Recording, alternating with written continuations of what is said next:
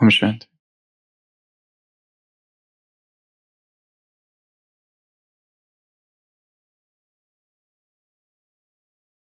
सूर्य की किरणें जब एकत्रित हो जाती है तो आग उत्पन्न कर सकती है।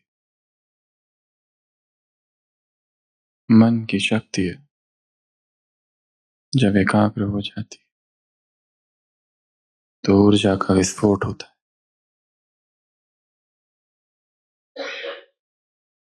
मन की एकाग्रता संपूर्ण ज्ञान है। मन की एकाग्रता में समग्र ज्ञान का स्रोत निहित है।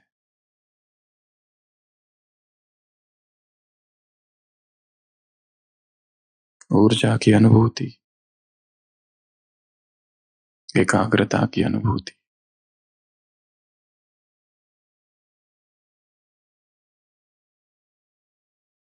विदेश में कभी एक महिला थी, रूस में,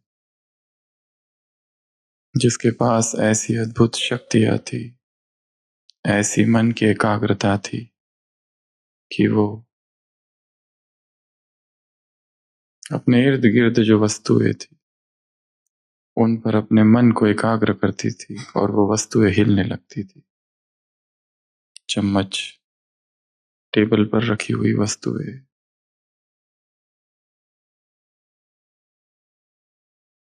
परंतु वैज्ञानिकों ने शोध किया और पाया, जब भी ये रूस की महिला इस तरह के प्रयोग करती थी तो उसका 3 पाउंड वेट कम हो जाता था। ऊपर से उसने कुछ भी नहीं किया, जो किया अंदर से किया, परंतु शक्ति बाहर गई और उसका वजन घट जाता था। वो लगभग 1 हफ्ता थोड़ी अस्वस्थ रहती थी और फिर सामान्य हो जाती। ऐसे बहुत से शक्ति के प्रयोग, एकाग्रता के प्रयोग है।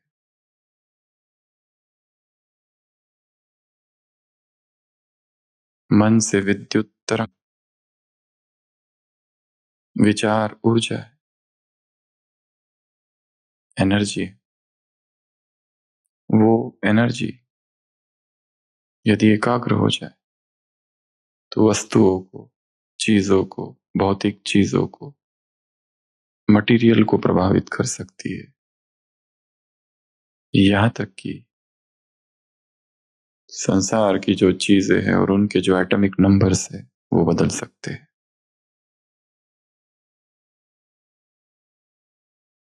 स्वामी विवेकानंद के जीवन में 2 प्रसंगों का उल्लेख है। कितना सत्य है पता नहीं, परंतु कहानियों के रूप में ये बातें बताई जाती है। पहला, जब वो युवा थे, नरेंद्र नाथ थे, और उन्हें पहला अनुभव हुआ था समाधि का, एकाग्रता का। उन्हीं का एक गुरु भाई वहां था जो बहुत भोला था, जिसका नाम कालीचरण था। वह असंख्य देवी देवताओं की पूजा करता था, घंटों लगा देता था, पूजा पाठ जप, और बहुत भोला वाला था। उसका जो रहने का स्थान था, जैसे पूजा का मंदिर का स्थान था, छोटी छोटी बहुत सारी मूर्तियां। और नरेंद्रनाथ उस दौर में नास्तिक जैसे थे, खोज चालू थी सत्य की, और वो हंसते थे उस पर और उसको कहते थे, ये सब क्या कर रहे हो तुम, ये सब मूर्तियों को उठाकर सीधा गंगा में जाके फेंक दो। और उनका संपर्क उनके गुरु से हुआ और एक बार एक प्रथम अनुभव हुआ समाधि का, एकाग्रता का, देह से रहित अवस्था का, जिसमें वो चिल्ला उठे थे कि मेरा शरीर कहाँ है, कहाँ है, कहाँ है। वो जब देखते हैं कालीचरण इतनी पूजा करते रहता है, इतनी अंधश्रद्धा। वो ध्यान में बैठते हैं और आदेश देते हैं, कालीचरण ये क्या कर रहे हो। वो कालीचरण दूसरे कमरे में यहीं से मन से आदेश देते हैं, मन को एकाग्र करके अपनी सारी मूर्तियों को उठाओ, एक चादर में डालो और जाकर गंगा में फेंक कर आ जाओ, सब व्यर्थ है। वो कालीचरण भोला भाला व्यक्ति, वो उन सब मूर्तियों को एकत्र करता है, उसमें डालता है चादर में और जाने लगता है। रामकृष्ण बीच में मिलते हैं और कहते क्या कर रहे हो। कहता है सब व्यर्थ है, पता नहीं मुझे क्या हो रहा है, समझ नहीं आ रहा है, अंदर से बार बार आवाज उठ रही है कि इन मूर्तियों को लेकर गंगा में बहा दो। उन्हें समझ आता है कि कुछ तो गड़बड़ हुई है और उससे कहते हैं ऐसा नहीं करो, तुम जाओ वापस। और देखते हैं नरेंद्रनाथ ध्यान मग्न है और तब वो उससे कहते हैं कि एकाग्रता सिद्धि को ला सकती और सिद्धि पतन का कारण हो सकती है। इसलिए अभी तुम्हें यह अनुभव वापस नहीं होगा जीवन भर। जब तुम्हारे शरीर छोड़ने का समय होगा और उससे 3 दिन पहले केवल यह अनुभव होगा, तब तक यह चाबी अब मेरे पास रहेगी, इस समाधि की अवस्था। एक प्रसंग। दूसरा प्रसंग शिकागो। वो जब जाते हैं तब टहल रहे हैं, भाषण पर भाषण सीरीज चालू है, लंबी कॉन्फ्रेंस है और वहां समुद्र है। समुद्र के तट पर कुछ बच्चे खेल खेल रहे, उनके पास गन है, एयर गन, और उन्होंने उस समुद्र के वहां पर अंडे के छिलके एक शेल्स डाल के रखे और वो शूट करने की कोशिश कर रहे, पर जितने बच्चे होते हैं किसी का भी निशाना नहीं लगता।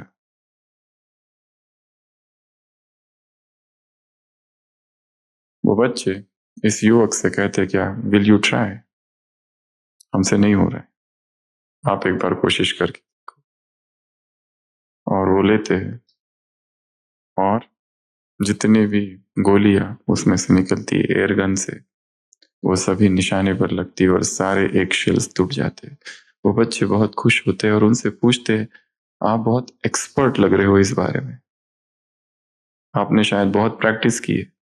वो कहते हैं कौन सी प्रैक्टिस, मैं एयर गन ही पहली बार पकड़ रहा हूँ, हमारे भारत में ऐसी एयर गन होती ही नहीं, मैंने पहली बार ही पकड़ी है। वो पूछते हैं फिर आपने कैसे मार दिया, तीर निशाने पर कैसे लगी सारी गोलियां। और वो फिर वही उत्तर, एकाग्रता।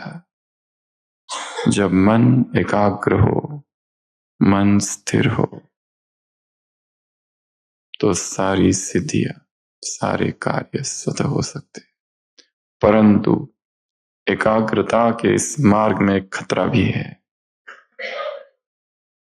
एकाग्रता सिद्धियां लाएगा, एकाग्रता अहंकार भी लाएगा। इसलिए एकाग्रता लक्ष्य नहीं है, ना ही मेडिटेशन एकाग्रता है। मेडिटेशन बहुत बड़ी, मेडिटेशन की परिभाषा बहुत बड़ी है। Merely meditate, concentration is not meditation. एकाग्रता तो संसार में बहुत लोग हैं जो सिखाते हैं, पर हाँ एकाग्रता सीढ़ी जरूर है। अध्यात्म का लक्ष्य है साक्षी भाव, उसकी एक सीढ़ी एकाग्रता हो सकती है। एकाग्रता शुरुआत है, साक्षी भाव अंत। साक्षी भाव से चित्त शांत हो जाता है, एकाग्रता से शक्तिशाली बनता है। परंतु वो शक्ति यदि दिशाहीन हो जाए तो अनर्थ कर सकती है।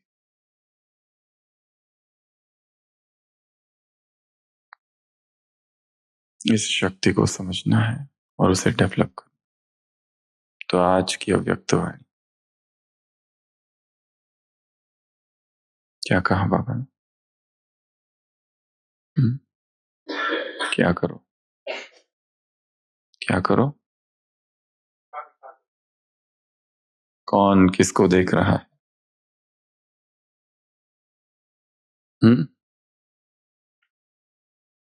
ये ब्राह्मण संसार कैसा है? ये संसार छोटा है, न्यारा है, श्रेष्ठ है, प्यारा है, विशेष है, अलौकिक है।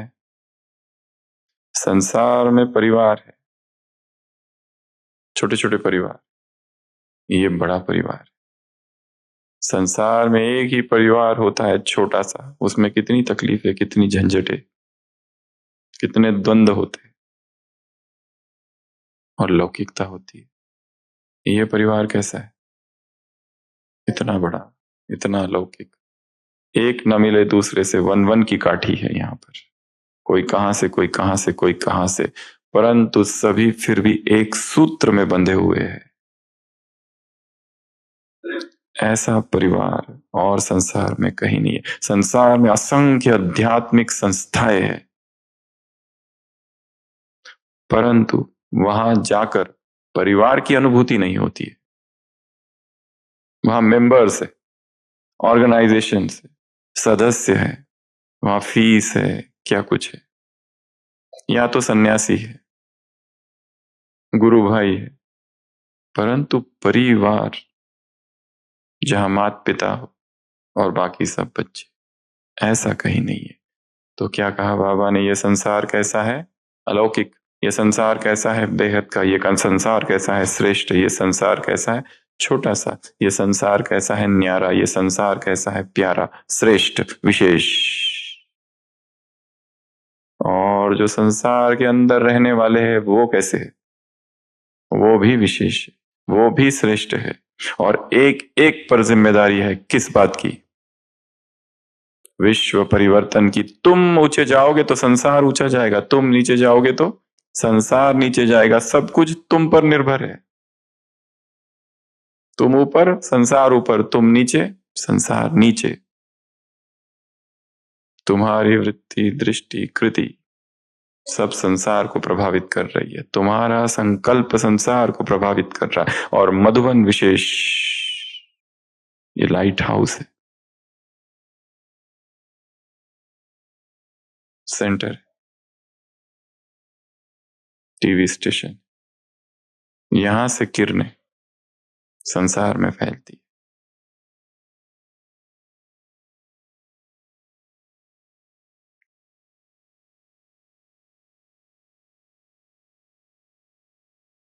और क्या कहा बाबा ने? परिवार, परिवार की आत्माएं और आत्माओं के कर्तव्य, जिम्मेदारी है। क्या ये स्मृति में है? एक है जानना, एक है मानना, एक है अनुभव करना। जान तो लिया है दो बातें, कौन सी? स्वयं को और समय को। एक मिनट में कितने समान लिख सकते हो? बहुत नहीं, प्रैक्टिस करनी है इसकी। कल सुबह टाइम सेट करना है, 1 मिनट, अभी नहीं कल बराबर 1 मिनट टाइम सेट करना, स्टार्ट। और फिर समान लिखना चालू। जैसे 1 मिनट पूरा होता, स्टॉप। फिर देखना कितने में।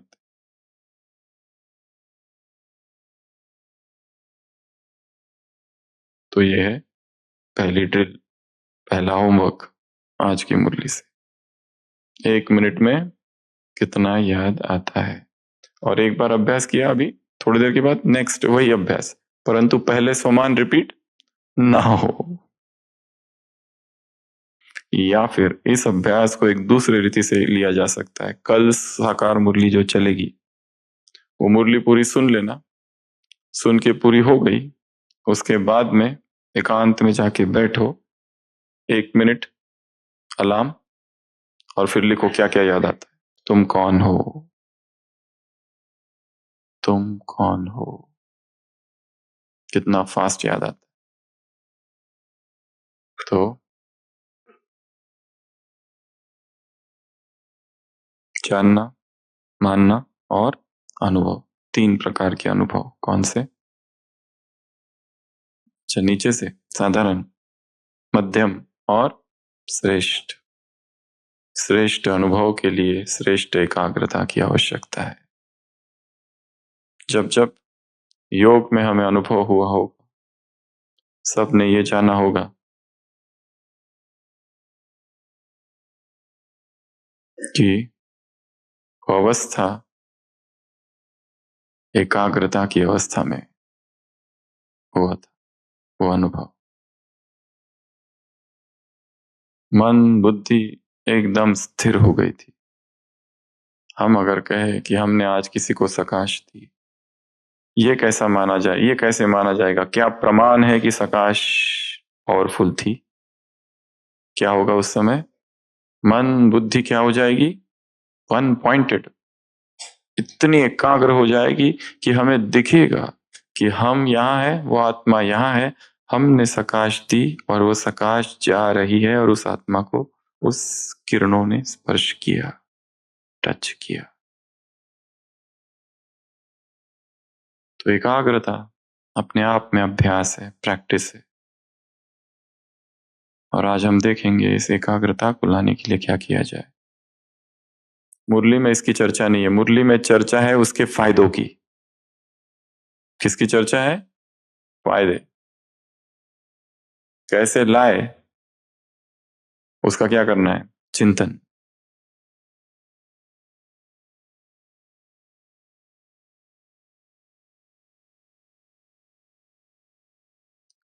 और क्या कहा? सीट पर सेट हो जाओ, तब अनुभव होगा। अगर नहीं होते हैं तो क्या होता है? अपसेट। फिर क्या होता है? बेचैन होते हैं, आनंद की अनुभूति नहीं होती है, परेशान होते हैं, परवश होते हैं, अपसेट होते हैं, प्रभावित होते हैं माया से, प्रकृति से, आत्माओं से, संस्कारों से, अपने आप से भी। स्वभाव और संस्कार, 2 शब्द। संस्कार जगते पुराने रावण के विकारों की। क्रिश्चियनिटी में दिखाया है, जीसस क्राइस्ट को कई बार कहते हुए सुना है कि वो कहता है the demon is in you, राक्षस तुम्हारे भीतर है। और ये राक्षस व्यक्ति के अंदर प्रवेश करता है और उससे पाप कर्म कराता है। वो अंदर बैठा है, इसी राक्षस को हम संस्कार कहते हैं। पर जो योगी होता है उसे ये संस्कार प्रभावित नहीं करते। नहीं तो संसार के लोग इतने दुखी क्यों है? वो भी, उनमें भी दिव्यता तो है ही, हर एक आत्मा है, and every soul is divine. फिर भी उसमें एक राक्षस प्रवेश है, वो उससे सब कुछ कराते रहता है और वो राक्षस है संस्कार। तो बाबा ने क्या कहा? किसको याद करो? किस संस्कार को याद करो? आदि और अनादि को याद करो, वो मेरा संस्कार है, ना कि ये। इसको डिनाई करो, रिजेक्ट करो, ये है ही नहीं। क्योंकि जहां मेरा है वहां अपनापन, और अपनापन है वहां पर अधिकार। Reject, deny. भले उसके वशीभूत है उस समय, परंतु इसी बात को रिपीट करते रहना है कि ये मेरा नहीं है, थोड़े समय के लिए मैं प्रभावित हूं। बाबा ने तो इसी मुरली में कहा है, स्वप्न में भी और संकल्प में भी दुख की लहर ना आए। ये दुख अनुभव होना अर्थात विकार। दूसरा है स्वभाव। स्वभाव अर्थात आत्मिक भाव में स्थित होना।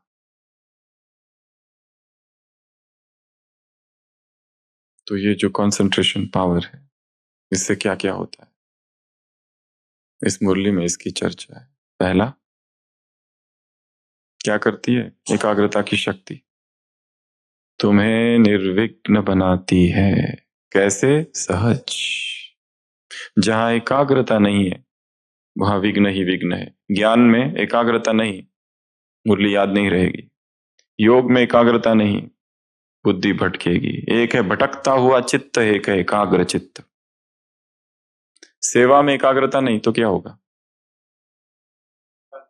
सफलता नहीं होगी और क्या होगा? गलतियां होगी, मिस्टेक्स होगी, करने कुछ रहेंगे, ध्यान कहीं और क्या होगा? परचिंतन हो, उल्टा पुल्टा हो जाएगा सब। हमें एकाग्रता कहाँ कहाँ आवश्यक है? कहाँ कहाँ आवश्यक है? सबसे पहला, योग में, ज्ञान में, मुरली में, सुनने में, सुनाने में, चिंतन में, और सेवा में, और कहाँ आवश्यक है? हाँ, सुनने में, सुनाने में, और कर्म में, और भोजन में, बनाने में, खाने में, खिलाने में, और देखने में, और पढ़ने में, रीडिंग, और चलने में, चलने में, दौड़ने में, स्पोर्ट्स में, एक्सरसाइज में, और स्पीच में, बोलने में। और एकाग्रता कहाँ कहाँ आवश्यक है? कोई बहुत स्किलफुल काम है वो करते समय, कि जिसमें बैलेंस की ज्यादा आवश्यक है, वहां आवश्यकता है।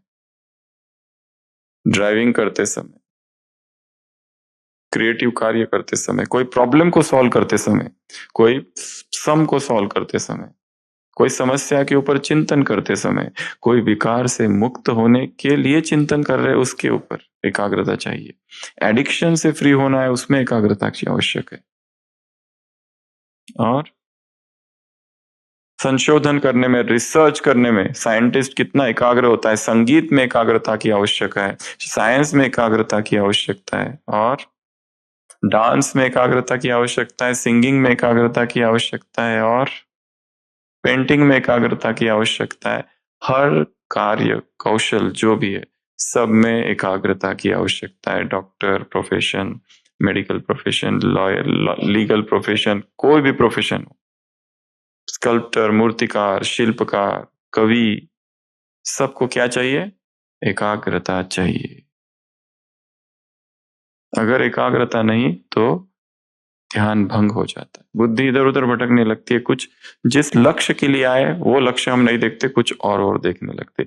एक व्यक्ति सोचता है कि मुझे तीर्थ स्थान पर जाना चाहिए, बहुत भक्ति भाव वाला है, और ऐसे एक बड़े तीर्थ स्थान पर पहुंचता है, और तीर्थ स्थान पर पहुंचते ही देखता है यहाँ क्या हो रहा है, लोग ये क्या कर रहे हैं। लोग तो बिजी है खरीदारी में, लोग शॉपिंग कर रहे हैं। वो क्योंकि वो तीर्थ स्थान ही नहीं है, टूरिस्ट प्लेस भी है, क्योंकि इतना बड़ा है। और जितना बड़ा तीर्थ स्थान उतना ही बड़ा वो क्या बन जाता है? टूरिस्ट प्लेस बन जाता है। लोग वहां पर दुकानों में खड़े हैं और खरीदारी कर रहे हैं। वहां पर डांस हो रहा है, कई लोग कठपुतलियों का डांस देख रहे हैं, कोई लोग ऐसे ही घूम रहे हैं, कोई लोग म्यूजिक देख रहे हैं, कोई लोग इलेक्ट्रॉनिक गैजेट्स खरीद रहे हैं, कोई लोग दुकान से वस्तुएं खरीद रहे हैं, कोई साड़ी खरीद रहा है। वो कहता है ये क्या हो रहा है प्रभु? कोई खा रहे, खाने तो स्ट्रीट फूड, कोई फोटो ले रहे। वो तीर्थ स्थान पे घूमता है इधर उधर और चिल्लाता है जोर से, प्रभु पवित्रता कहाँ है, अध्यात्म कहाँ है? ऊपर से प्रभु की आवाज आती है, क्या कहा होगा प्रभु ने? हम्म,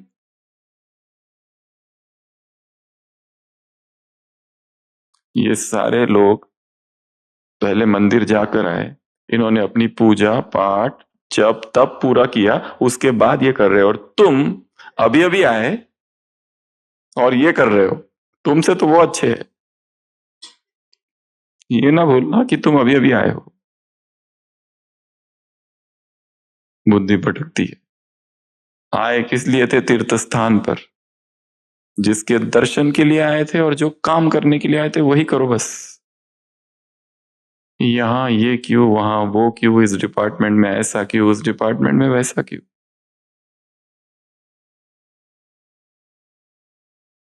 वो नहीं देखना है। परचिंतन, प्रदर्शन, ये बुद्धि का भटकाव है। जिस कार्य के लिए मधुबन आए हो बस वही करो, फिर अवसर नहीं मिलेगा। तो सबसे पहला एकाग्रता क्या कर देती है? निर्विघ्न बना देती है। ज्ञान सफल होगा, योग सफल होगा। संपूर्ण एकाग्रता ही समग्र ज्ञान है। ज्ञान केवल पढ़ने से और सुनने से प्राप्त नहीं होता है। चित्त एकाग्र होते ही इंट्यूशन जागता है, अंतर प्रेरणा, अंतर प्रज्ञा जागती है। जो भी किताबें संसार में लिखी हुई है वो सब पास्ट एंशियंट स्टोरीज है, पुरानी। अभी क्या है वो जागेगा भीतर। अब क्या करना है वो अंदर से आएगा। केवल तैयार करो स्वयं को। तो सबसे पहला फायदा क्या है एकाग्रता का? ज्ञान सहज, योग सहज, धारणाएं सहज, सेवा सहज, सब कुछ सहज सहज होते जाएगा। दूसरा फायदा एकाग्रता का, मेहनत करने की आवश्यकता नहीं पड़ेगी, क्योंकि अभी बुद्धि भटकती है, बहुत मेहनत करनी पड़ती। और जब मन बहुत ज्यादा एकाग्र होता है, इसलिए अभी अभी योग किया और योग पूरा होते ही मुरली पढ़ो, तुरंत पकड़ में आती है। और वही मुरली दोपहर को 2 बजे पढ़ो, 12 बजे पढ़ो, शाम को 5 बजे पढ़ो, क्या होता है? पढ़ ही रहे। कहाँ पढ़ रहे और कितना पढ़ के पूरी होने के बाद भी पता नहीं कि हो गई।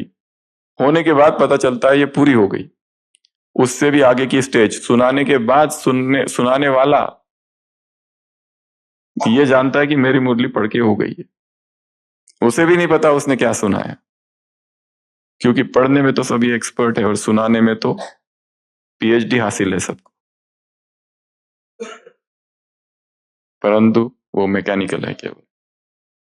इसलिए योग में, ज्ञान में, सेवा में, धारणाओं में क्या होगा? मेहनत कम होती जाएगी। इसलिए एकाग्रता कोई एक दिन का अभ्यास नहीं है, छोटी छोटी चीजों में एकाग्र। अभी सुनने बैठे हैं यहां पर, इतना एकाग्रता से सुनो, कुछ भी, चाहे मुरली, क्लास, कुछ भी, just be one year, all years. सुनने के अतिरिक्त तो कुछ भी नहीं करना। और उस क्रम को एक ट्रैक बनाओ, यहां से चालू किया, फिर ये आया, फिर ये आया, फिर ये, एक फ्लो चार्ट। विदेशी आते हैं ना, कैसे कैसे लिखती है मुरली, पूरा चार्ट बना देते, डायग्राम कर देते, ड्राइंग करते हैं मुरली, और फिर पढ़ते हैं, तुरंत याद आता है, ये बताया, ये बताया, ये बताया, ये बताया। तो दूसरा फायदा, मेहनत की आवश्यकता कम नहीं। तीसरा फायदा, अनुभूति होगी योग में, किसकी? एक बाप दूसरा ना कोई की। इसी मुरली में कहा है, कोई लगाव नहीं, कोई आसक्ति नहीं, कोई आकर्षण नहीं संसार का। आकर्षण नीचे खींचता है।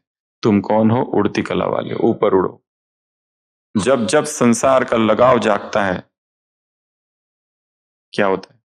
गिरती कला हो जाती, नीचे खींचता है। हमें कुछ भी ना खींचे इस संसार का, किसी का भी प्रेम, किसी की भी आसक्ति, किसी का भी लगाव। क्योंकि कल परसों मुरली में था ना, इस संसार के सभी लोग क्या है? धोखा देने वाले हैं।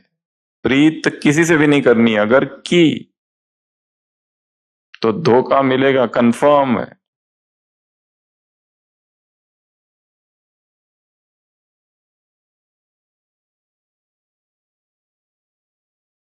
सबसे बुद्धि योग निकाल, कोई भी हो। फिर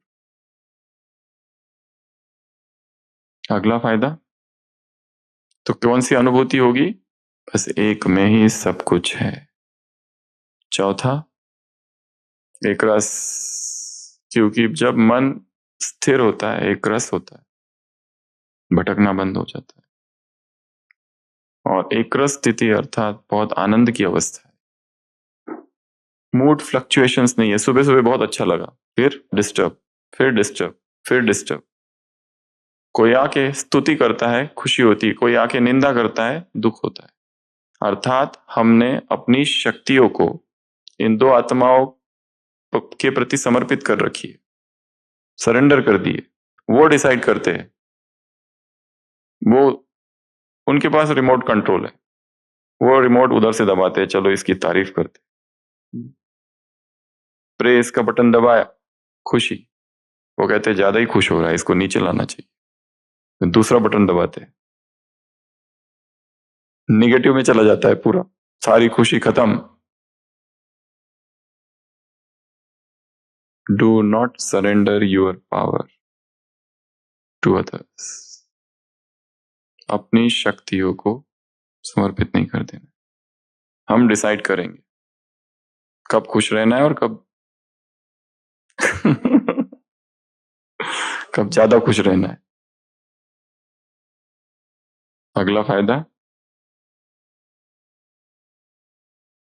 कल्याण की वृत्ति। सबका कल्याण हो, किसी के प्रति घृणा नहीं, चाहे कोई भी हो, जिसने हमारा अहित किया है, जिसने हमें धोखा दिया है, जिसने हमें बहुत सताया है, उसका भी कल्याण हो। इतनी श्रेष्ठ मनसा, यही प्यूरिटी। कुछ भी हो फिर,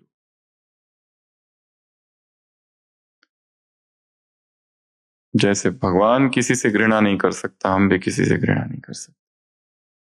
शिव के अंश शिवांश है, जैसे वो है वैसे हम हैं, एक ही। अगला, भाई भाई की दृष्टि, ये सब जुड़े हुए बातें। अगला,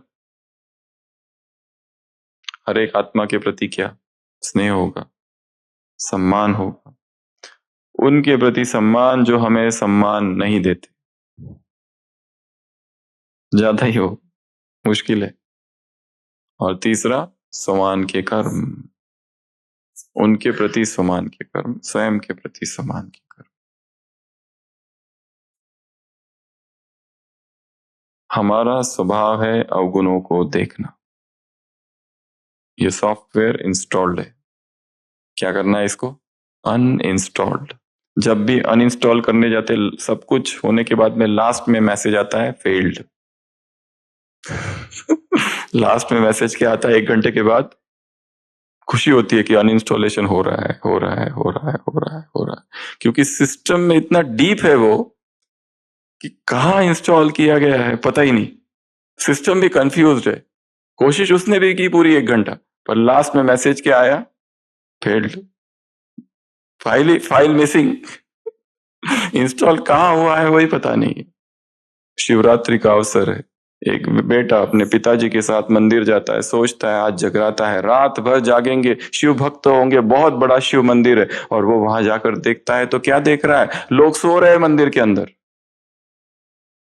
अरे ये तो शिवरात्रि है, जागना चाहिए ना, ये जगराता है, पूरी रात तपस्या होती है शिवरात्रि के दिन तो संसार में। तो वो बच्चा देखता है ये भी सो रहा है, वो साधु उधर बैठा है माला जप रहा है नींद में, कोई भक्त बैठे वो भी सो रहे, पूरा मंदिर में कोई इधर सो रहा है, कोई उधर सो रहा है। वो अपने पिताजी से कहता है ये क्या हो रहा है, आज तो शिवरात्रि है, सबको जागना चाहिए। पिताजी कहते हैं दूसरों के अवगुण देखने से सोना तो ठीक ही है ना। तुमसे तो वो ठीक ही है, कम से कम अवगुण तो नहीं देख रहे।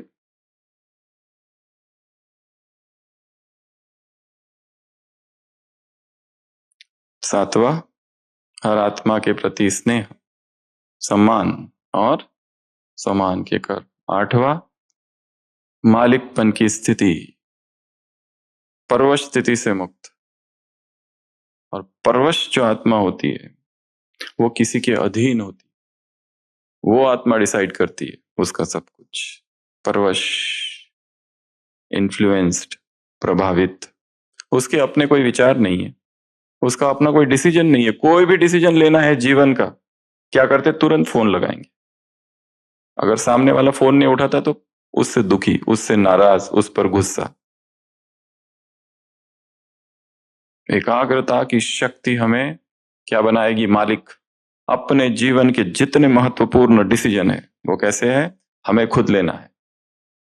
भगवान तुम्हारे साथ है, तुम जो डिसीजन लेना है, यहाँ रहना है, मधुबन में रहना है, सेंटर रहना है, सेंटर रहना है, जॉब करना है, जॉब करना है, फुल टाइम करना है, पार्ट टाइम करना है, कितने प्रश्न हैं।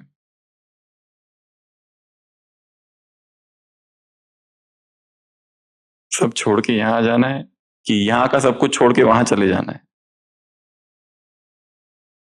महत्वपूर्ण प्रश्न है। या 50-50 कभी इधर भी कभी उधर भी, इधर का भी देख लेते उधर का भी देखते, जरूरत पड़ी तो दोनों। जैसे कई लोग बैच लगाते हैं, और इतना छोटा बैच जो बटन वाला होता है, अगर कोई बीके मिल गया तो उसको दिखाएंगे बैच तो है, और बाहर वालों के साथ उनको पता ही नहीं चलने देते कि बैच भी है, इधर भी और उधर भी, दोनों तरफ तोड़, बैलेंस।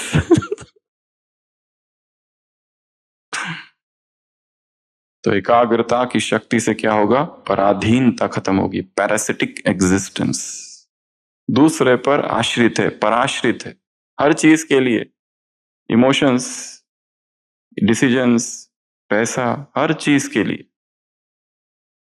सबसे शक्तिशाली वो है जो इंडिपेंडेंट है, उसे कुछ नहीं चाहिए, और दूसरों के कमेंट्स और दूसरों का क्रिटिसिज्म और दूसरों का अपोजिशन जिसे स्पर्श नहीं करता है, जब उसे पता है कि राइट है। हाँ, पर इसका मतलब ये नहीं कि ऐसा व्यक्ति इनसेंसिटिव है, वो तो बहुत ज्यादा संवेदनशील है।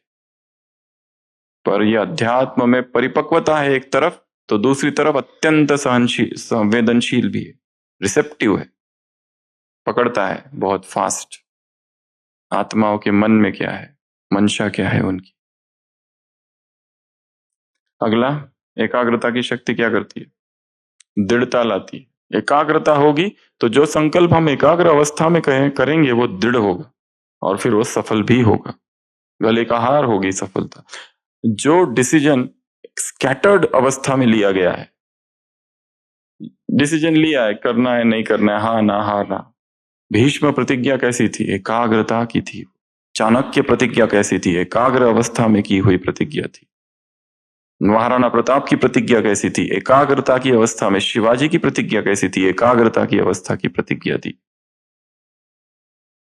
जितने देश फ्रीडम फाइटर हुए उन सब की प्रतिज्ञा कैसी थी? एकाग्रता की अवस्था की थी, इसीलिए वो सफल हो पाए। और 10वां,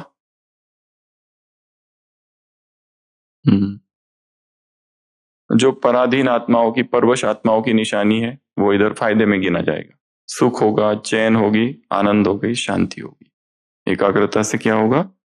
वहां बेचैन है, वहां दुखी है, अशांत है, परवश आत्मा, तो एकाग्रता से शांति की अनुभूति हो। तो एकाग्रता से ऐसे 10 क्या बताए फायदे। विधि क्या है? अब ये है चिंतन का विषय। क्या करे जो माइंड कंसंट्रेशन बढ़ जाए? और कंसंट्रेशन सब जगह चाहिए। कोई दुकानदार है उसको कंसंट्रेशन चाहिए वस्तुएं बेचने में, कोई खरीदने वाला है उसको कंसंट्रेशन चाहिए, हर चीज में कंसंट्रेशन जरूरी, हर चीज में। तो अभी हम कुछ ऐसी बातें देखेंगे जो कंसंट्रेशन को बढ़ाए। सबसे पहले मल्टीटास्किंग अवॉइड करना है। मल्टीटास्किंग अर्थात ये भी करूँ, एक साथ 4 चीजें कर रहे हैं। हाँ, ये हो सकता है, परंतु कब? जब मास्टर हो जाओ तब, शुरुआत में ही नहीं। अभी अभी कोई डॉक्टर बना है, अभी अभी सर्जन बना है, उसको बहुत टाइम लगता है ऑपरेशन करने में, उसको डर रहता है अच्छे से होना चाहिए सब।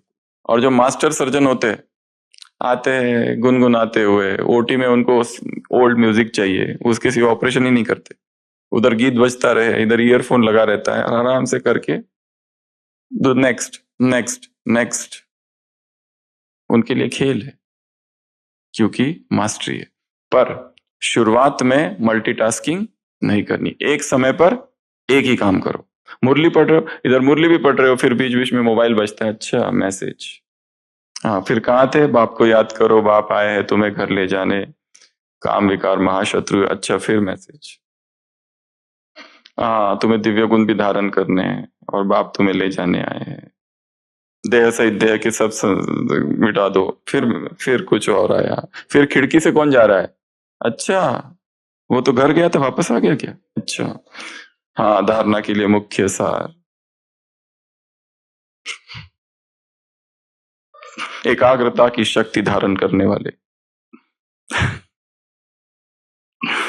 अच्छा वो बहन वहां क्या कर रही? अच्छा, मुरली पूरी हुई, क्या था? क्या था मुरली में? बहुत अच्छी थी। क्या अच्छा था? वो नहीं पता बस। और अच्छा था, जो कुछ था बहुत ही अच्छा था। पहले तो तुम आते नहीं हो और फिर पूछते हो।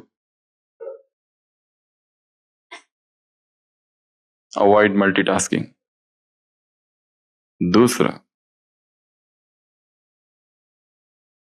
जब भी पढ़ाई करो गैप देना है बीच बीच में। ऐसा नहीं लाइब्रेरी में सुबह घुसो और सीधा शाम को ही निकलो, बहुत ज्यादा पढ़ाई करनी, ऐसा नहीं होता है। पढ़ाई कैसी हो, इंटरवल, थोड़ी सेवा करो फिर रुको, थोड़ा थोड़ा बीच में गैप चाहिए। माइंड जो है ना, रेस्ट चाहिए उसको। कई सारी कॉन्फ्रेंसेस ऐसी ऐसी होती है, इतना पैक प्रोग्राम होता है सुबह से रात तक, बेचारे ऑडियंस दुखी हो जाते हैं क्योंकि एक ही दिन में सब कुछ करना है। 9 से 10, 10 से 11, 11 से 12, और कोई हिलना नहीं, बिल्कुल सभा में सब बैठे रहो।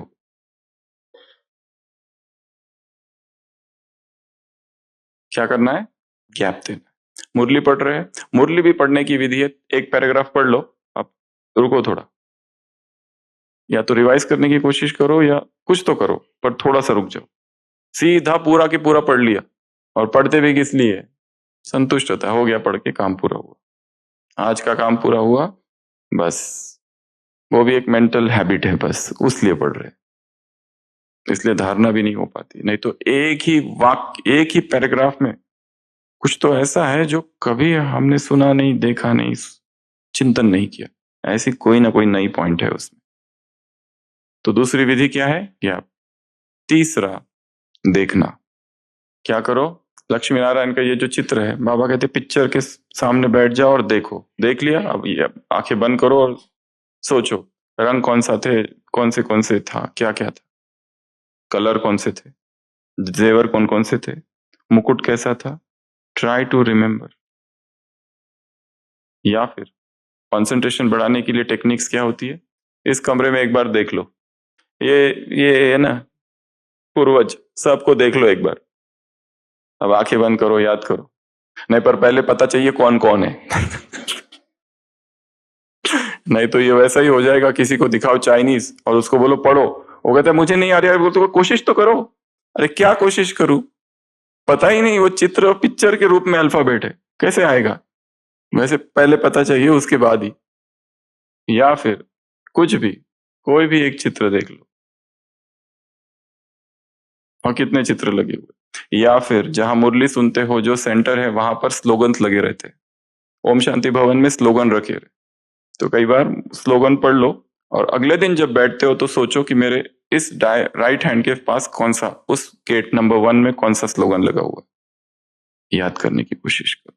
डाइनिंग में जाते हो, जगह जगह पर कौन कौन से स्लोगन है, मेंटल नोट करके रखो, और फिर अगली बार याद करो। So this is third. क्या करना है? देखना। और एक चीज है देखने में, श्वास को देखना।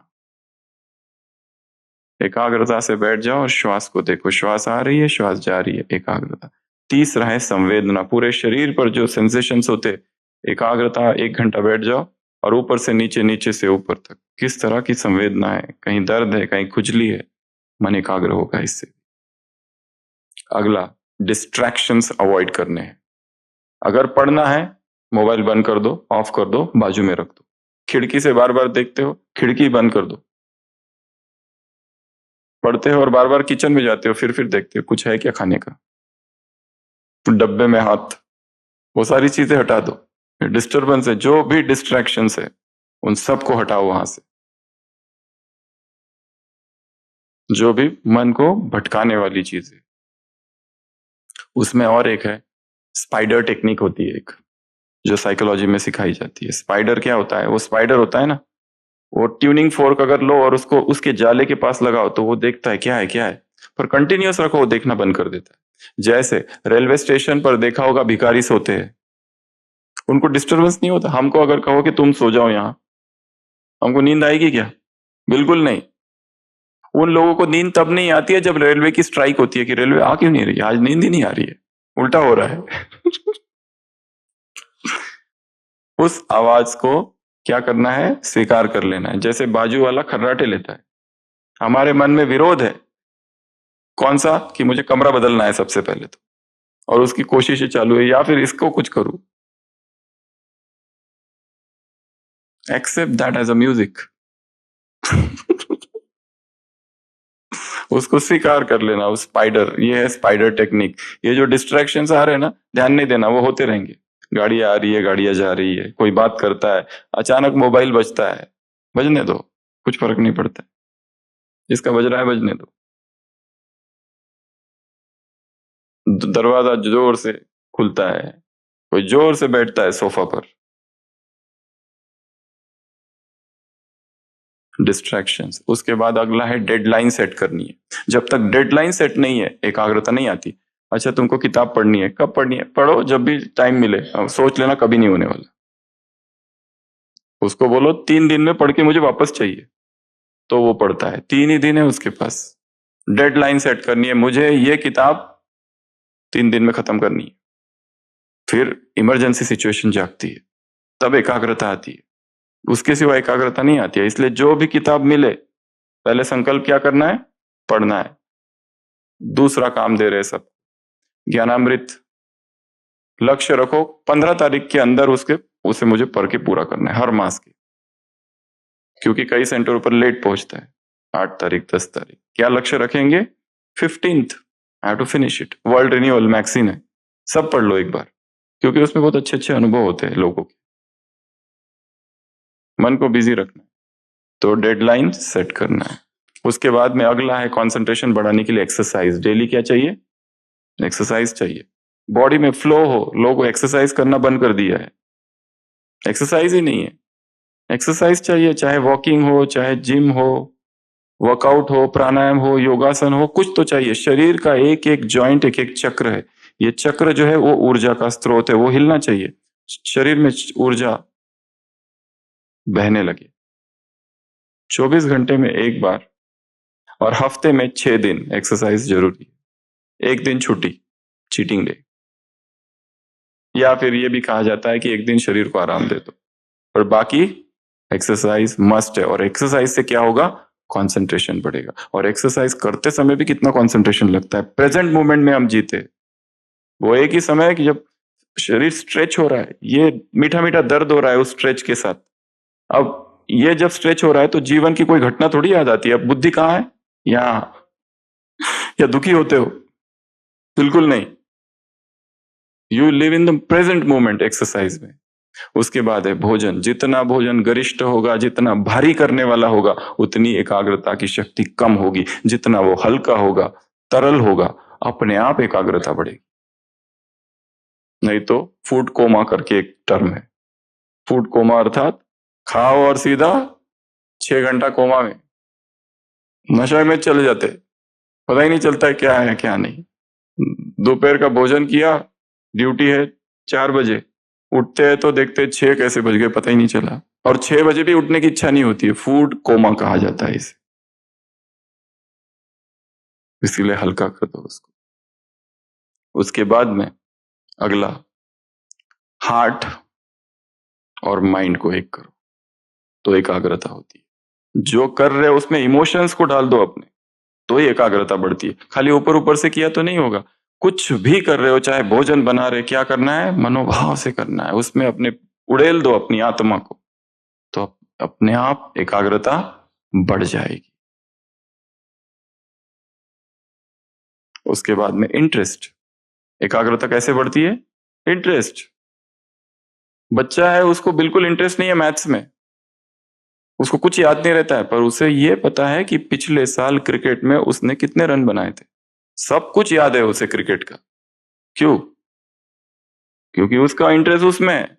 उसका तुम्हारे मैथ्स में, बीटा थीटा में कोई इंटरेस्ट ही नहीं है तुम्हारा उसका। और उसको वही सिखाया जाता है, ये तुमको करना है। उसका इंटरेस्ट उसमें है। तो जिसमें इंटरेस्ट है, तो ज्ञान में, योग में, धारणा, जीवाईडीएस में इंटरेस्ट डेवलप करना धीरे धीरे, तो क्या होगा? एकाग्रता बढ़ेगी। उसके बाद में अगला क्या करेंगे एकाग्रता लाने के लिए?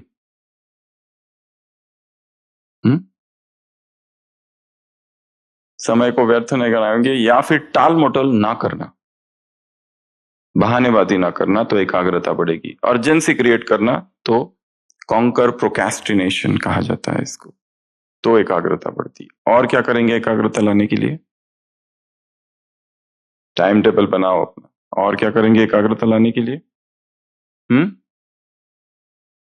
सब संबंध एक से जोड़ना, ये तो सब योग की विधियां है। और मनन करना, मनन से एकाग्रता बढ़ती है। और सबसे ज्यादा एकाग्रता बढ़ती है सुनना। क्या सुनना? प्रकृति में जाके बैठो और प्रकृति में जितनी आवाजें हैं, चिड़ियों की, पंछियों की, एकांत में बैठ के सुनने की कोशिश करो। ये एक अभ्यास है, सुनना, जो एकाग्रता को बहुत तेजी से बढ़ाएगा। अगला, और कुछ?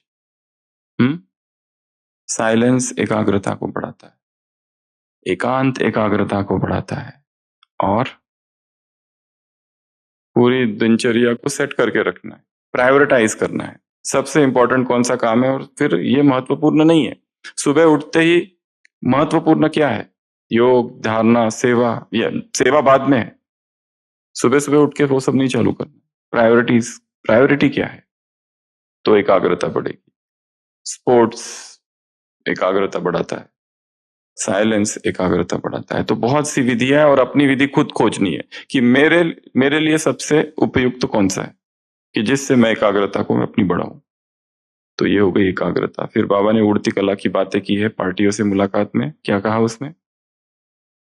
चढ़ती कला नहीं, उड़ती कला चाहिए। अभी समय तेज जा रहा है, अति में जा रहा है, डबल लाइट बनना है। आकर्षण ना हो तो ही उड़ सकेंगे। माताओं से बात की, पांडवों से बात की, दिल्ली से बात की। एरोप्लेन, उसमें अगर कचरा हो तो क्या होगा? नीचे आएगा। यहाँ लगाव ना हो, आकर्षण ना हो, एक बाप के अतिरिक्त तो कोई भी आकर्षण ना हो, तो ये काम होगा। तो सारा खेल है एकाग्रता का। मन को एकाग्र करने की कोशिश करनी है, बुद्धि को एक जगह लगाने की कोशिश करनी है, बाकी सब छोड़ो। ये सोचो कि इसके अतिरिक्त अभी कोई और दूसरा काम नहीं है मुझे। ये आज की मुरली है, जब ये पढ़ो तो ऐसे पढ़ो कि बस ये मुझे पूरा इसका रस निकालना है, और ये याद रहे, लंबे समय तक याद रहे, केवल एक दिन के लिए नहीं। इसके लिए जो पढ़ो और एक चीज है, रिवाइज करो उसे 24 घंटे के अंदर, रिकॉल करना। आज पढ़ लिया, एक बार वो रिकॉल होनी चाहिए। योग में बैठ के एक बार, योग चालू करने से पहले मुरली की पॉइंट्स रिकॉल करो, फिर योग चालू करो। शाम का, नुआ शाम का योग करने से पहले पॉइंट्स रिकॉल करो। ऐसे कैसे? 24 घंटे के अंदर मुरली को रिवाइज करने वाली आत्माओं को, ऐसे भाग्य विधाता की, मास्टर दाता आत्माओं को, भाग्य बांटने वाली आत्माओं को, क्योंकि अगर भाग्य बांटो तो जिसको भाग्य मिल जाए उसे सब प्राप्ति अपने आप हो जाएगी। ऐसे दिलाराम के दिल तक पर बैठने वाली आत्माओं को, ऐसे सदा खुशी में रहने वाली आत्माओं को, दुख की लहर भी स्वप्न में, संकल्प में भी ना आए, ऐसी आत्माओं को। ऐसे हाँ, सहज निर्विघ्न रहने वाली आत्माओं को, एकाग्र चित्त आत्माओं को, ऐसे विशेष आत्माओं को, विशेष परिवार में रहने वाली आत्माओं को, ऐसे जिम्मेदार आत्माओं को, ऐसे विश्व परिवर्तन करने वाली आत्माओं को, प्रकृति को भी परिवर्तन करने वाली आत्माओं को, ऐसे हाँ, 1 मिनट में कितने सोमान लिखने वाली आत्माओं? 21 सोमान लिखने वाली आत्मा, हाँ ये ठीक है, 21 सोमान। ऐसे नंबर 1 वाली आत्माओं को, संकल्प और कर्म को एक करने वाली आत्माओं को, ये है नंबर 1 की निशानी, माताओं से मुलाकात। ये ऐसे इकोनॉमी और इकोनॉमी वाली आत्माओं को, ऐसे सीट पर सेट रहने वाली आत्माओं को, मन बुद्धि को ऑर्डर करने वाली आत्माओं को, ऐसे उड़ती कला में जाने वाली आत्माओं को, डबल लाइट रहने वाली आत्माओं को, कोई भी आकर्षण जिन्हें आकर्षित ना करे ऐसी आत्माओं को, लगाव मुक्त आत्माओं को, ऐसे स्वतंत्र आत्माओं को, एक बाप दूसरा ना कोई, ऐसे स्थिर बैठने वाली आत्माओं को, बच्चों जैसे नहीं, कैसे चंचल होते, 1 मिनट भी बैठते नहीं है, हाइपर एक्टिव चाइल्ड होते, तोड़ फोड़ कर देते हैं पूरा।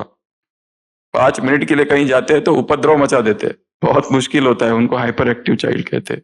ये भी एक बीमारी है पीडियाट्रिक्स में, उसका ट्रीटमेंट होता है।